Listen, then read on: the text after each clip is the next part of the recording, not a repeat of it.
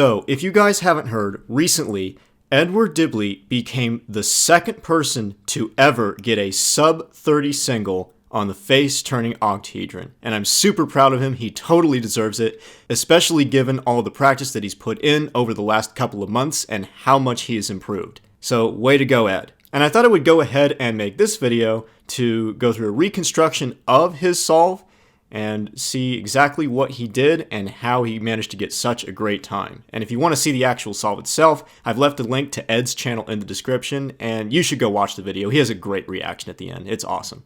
So let's go ahead and bring in the scramble. So I have it listed at the top of the screen here. You can follow along by scrambling white on top, green on front with my color scheme, or white on top, red on front with the land color scheme. And this is what the scramble looks like from both sides. So let's start off with inspection. So what Ed notices immediately at the beginning is that we have this pair formed here with the yellow white edge, and we have this lone light blue white edge just laying around here on this face. And so a single move would actually be able to form the large trapezoid with these two edges here. And it will also form a triple that will be ready to go after the center is fully completed. So just one move to form those two things, effectively doing that block building that Ed is actually very good at, and I would like to get better at myself. So that's a pretty crazy start. And so with that in mind, he then looked around and realized that we have also this lone white triangle here that could also be used to form a small trapezoid, also with one move, as we can see here, the small trapezoid with the magenta white edge. So ultimately, it's just 4 moves for this white center and that extra triple that we get for free. So effectively what he did for the orientation here is LO prime for inspection. Yeah. So from this point, he then does R to form this small trapezoid right here. And that didn't disturb anything with this pair that was already made over here, so that's good. And we then do a D move to form that large trapezoid, and there is that first triple all ready to go. And finally, he inserts the small trapezoid with U prime, R prime. So there we go. We have the first center completed and this triple here. And what's this? We already have a second triple completed at exactly the same time. So really incredible and clever solution here. I don't know if this was exactly planned or not, but this is really nice to see that we have both of those triples ready to go. So now it's simply a matter of inserting them next to the center. So he then does FO prime UO like this. He chooses to solve this one first, so he does that with F and U to insert that right there. And then RO, reorient the puzzle a little bit, and then realizes that this triple now has to go in this slot. So he then inserts it with BL prime, U, and then BL just to bring it back down. So that's the entire first center and first two triples in just 9 moves. So basically kind of like my 24 single, where it had a 9-move solution for this entire first block here. So really, really cool to see that, and really efficient. So now from here he moves on to his second center, and he saw immediately that on this front face here, we already have a large trapezoid on green with correct color scheme, and the other 3 green pieces are all on this U layer here. So this can be solved very quickly. What he does here first is move this pair out of the way so that he can reposition this green triangle. So he does RS prime, U prime, RS, and now that forms the small trapezoid with the gray-green edge here. And then U, RS to bring that up. And now there's our second center fully completed on green. So again, very efficient solution there. Very good use of good look ahead and quick to execute moves.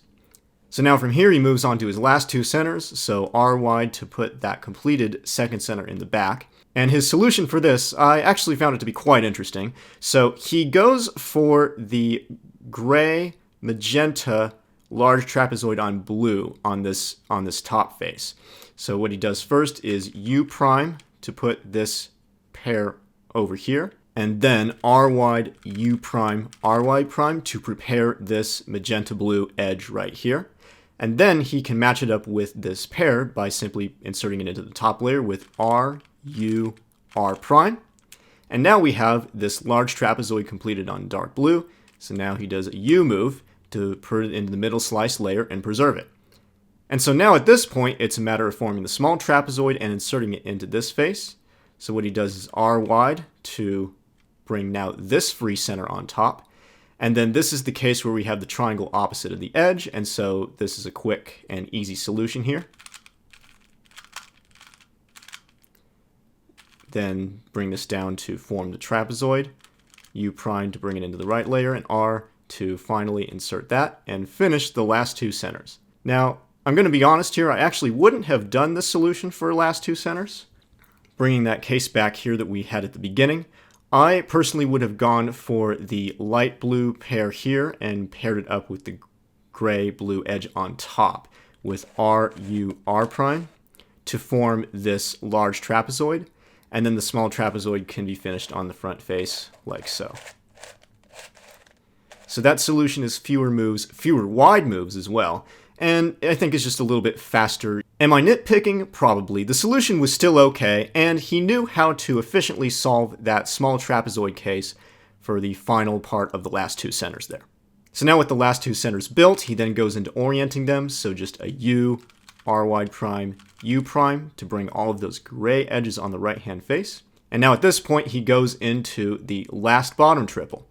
And now this light blue triangle was right here, and the corner was right here, so he could have done an R move to pair that up, and he even mentioned this to me that he doesn't really know why he didn't see that, but I guess due to the previous part of the solution being so quick and easy, he maybe panicked a little bit. So first he did RO prime to, I guess, reorient the puzzle a little bit, and then kind of look around, did R wide again, and then realized that the triangle was over there. So then he does R to form this light blue triangle pair with the corner piece. And then he saw these two yellow stickers over here. This is the triangle and this is the top part of the corner. So he rotated this way. So I guess that's T prime UO. And then did effectively a hedge from this angle. And that now brought the light blue pair on this face. So now it's preserved. And then from this point, he, I guess, kind of rotated back like this. And then did a U move to finally get that yellow triangle and corner piece paired up. Now the last bottom triple is formed. Now his solution here is actually quite interesting for inserting this last bottom triple. Normally for a case like this, what I would do is, reorient the puzzle like this, bring the slot over here, and then insert the triple like that. But he does not do that, and instead, he holds the puzzle from this angle over here and actually does this 4-move insert for the triple. In a sense, this is sort of better because it's fewer moves, but at the same time, the ergonomics I don't think are completely ideal. With that being said, it's still a pretty good solution, and he does get that triple in there just fine. Now at this point, he's finally on the last 3 triples, and immediately he sees that we have these two OPF pairs completed, and then we have the last triangle over here and this corner matched above it. So the pair formation is actually completely done for an OPF case, which is quite nice. So no need to worry about doing any pair formation or doing a lot of flips. And so from this point, he kind of spun the puzzle around like this and saw, this light blue is over here. So he completed the triangle permutation by doing a sledge effectively from the left-hand side like this. So doing an L move here, R prime, L prime, R, and he saw that CP was going to skip, so once he finished that R move, he then did a U, and the puzzle is now solved. So this solve was really a great example of first step efficiency, being able to solve his first center and also forming those first 2 triples instantly with only 4 moves is really, really good in terms of move count. His block building skills are quite unparalleled even to myself. So very solid solve and a very well-deserved time too. So to close this off, here are a few words from Ed himself about his overall thoughts on the solve. The scramble was pretty lucky, particularly for people who use the block building technique. It's not really a technique yet, but I'm hoping to get better at it. But getting that large trapezium for green solved was very lucky. So always nice to see that. And then the rest of it was just pretty standard until, of course, it was only 1 flip to solve TCP. I mean, that's insane. That's pretty rare, but I mean, I'm not going to get upset about that. It's fantastic. So yeah, some lucky stuff in there.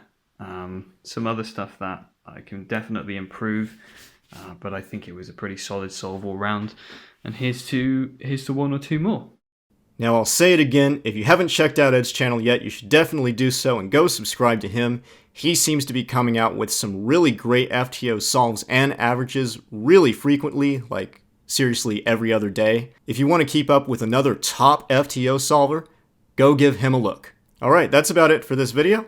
Hope you guys enjoyed this one, and thanks for watching.